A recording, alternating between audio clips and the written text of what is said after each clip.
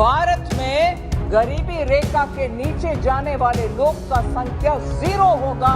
नमस्कार, मैं हूं आपके साथ साम परवीन और आप देख रहे हैं जनता की आवाज। दोस्तों, चुनावी सायरन जब जब बजता है तो नेताओं का बीपी धीमा हो जाता है, क्योंकि उनके 5 साल के कामों का हिसाब किताब होता है।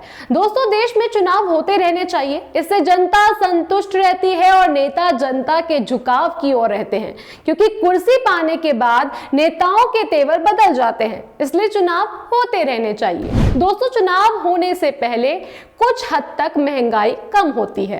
अब आप पेट्रोल डीजल को ही देख लीजिए, हमारी मोदी सरकार महंगाई पर सेंचुरी मार रही है, लेकिन चुनाव नजदीक आते ही मोदी सरकार महंगाई पर काबू पाने के लिए जल्द ही पेट्रोल डीजल पर टैक्स में छूट दे सकती है। दोस्तों, महंगाई को बढ़ाने में पेट्रोल, डीजल और रसोई गैस की कीमतों का बड़ा हाथ होता है। इनकी कीमतें बढ़ने से चीजें महंगी होती है और आपका हमारा बजट भी बिगड़ता है। अब तक मोदी सरकार को पेट्रोल डीजल पर टैक्स में छूट करने का ख्याल नहीं आया, लेकिन चुनाव नजदीक आता देख मोदी सरकार टैक्स कम कर आम जनता पर उपकार करने का सोच रही है। दोस्तों, अभी सरकार आसानी से तेल की कीमतों में 2 रुपए से 3 रुपए प्रति लीटर तक कम कर सकती है। इससे ना तो सरकार और ना ही तेल कंपनियों को ज्यादा नुकसान होगा, लेकिन इसके पीछे बड़ी वजह है, जैसे महंगाई कम करने का दबाव। दोस्तों, हमारी मोदी सरकार जल्द ही महंगाई पर काबू पाने के लिए पेट्रोल डीजल पर एक्साइज ड्यूटी कम कर सकती है। बीते दिनों आरबीआई ने महंगाई पर काबू पाने के लिए केंद्र सरकार को यह सलाह दी। हालांकि फरवरी महीने के कंज्यूमर प्राइस इंडेक्स जारी होने के बाद ही पेट्रोल डीजल पर लगने वाले एक्साइज ड्यूटी में कटौती की संभावना जताई गई, यानी अगर कोई कटौती होगी तो वो अगले महीने ही होगी। रिपोर्ट में केंद्रीय बैंक और सरकार के करीबी सूत्रों के हवाले से बताया गया कि दूध, मक्का, सोया और पेट्रोलियम पदार्थों पर आयात शुल्क में कटौती होने की संभावना है। दोस्तों, जनवरी 2023 में खुदरा महंगाई दर 6.52% तक पहुंच गई। यह अक्टूबर के बाद 3 महीने में सबसे ज्यादा है। आरबीआई ने इस महीने खुदरा महंगाई दर सबसे ज्यादा 6% तक रहने की संभावना जताई थी, लेकिन यह लिमिट टूट गई। इसके बाद फौरन महंगाई पर काबू पाने के लिए रिजर्व बैंक ने केंद्र सरकार के तेलों पर एक्साइज ड्यूटी कम करने की सलाह दी। दोस्तों, यहां हम आपको एक जरूरी बात बता दें कि केंद्र और राज्य चाहे तो आसानी से एक्साइज और वेट टैक्स में कुछ छूट कर सकती है, लेकिन सरकारें ऐसा करती नहीं है।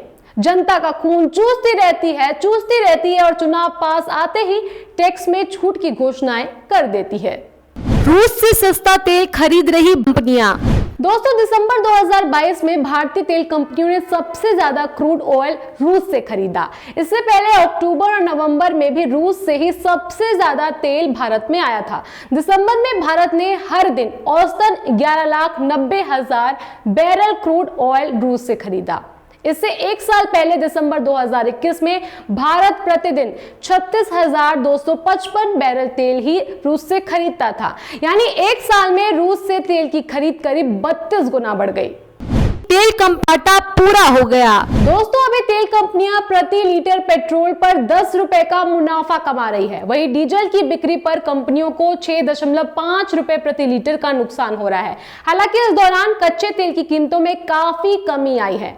मार्च 2022 में कच्चे तेल की कीमत $140 प्रति बैरल थी, लेकिन अब कच्चे तेल की कीमत $76 प्रति बैरल है। दोस्तों, तेल कंपनियां पेट्रोल के अलावा अब डीजल पर भी मुनाफा कमा रही है। यही वजह है कि तेल कंपनियों पर पेट्रोल और डीजल की कीमतों को कम करने का काफी दबाव है।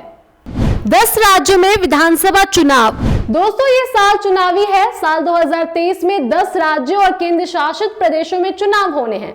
फरवरी और मार्च में त्रिपुरा, मेघालय, नागालैंड में चुनाव हो रहे हैं। वहीं अप्रैल और मई में कर्नाटक में विधानसभा चुनाव होने की संभावना है। साल के अंत में मध्य प्रदेश, राजस्थान, छत्तीसगढ़, मिजोरम और तेलंगाना में विधानसभा चुनाव होने हैं। साथ ही केंद्र शासित प्रदेश जम्मू कश्मीर में भी चुनाव कराए जा सकते हैं। इसलिए पेट्रोल डीजल की कीमतों को घटाकर मोदी सरकार वोटर्स को राहत देने की कोशिश कर रही है, पर यह कोशिश तभी की जाती है जब कहीं किसी राज्य में चुनाव हो रहे हैं। आपका इस पूरे मामले में क्या कहना है, आप हमें कमेंट बॉक्स में कमेंट कर जरूर बताएं। और बाकी खबरों के लिए देखते रहिए जनता की आवाज, क्योंकि जनता की आवाज खबर नहीं मुहिम है, बदलाव हमसे है। जनता की आवाज YouTube चैनल को सब्सक्राइब करें, साथ ही बेल आइकन जरूर दबाएं।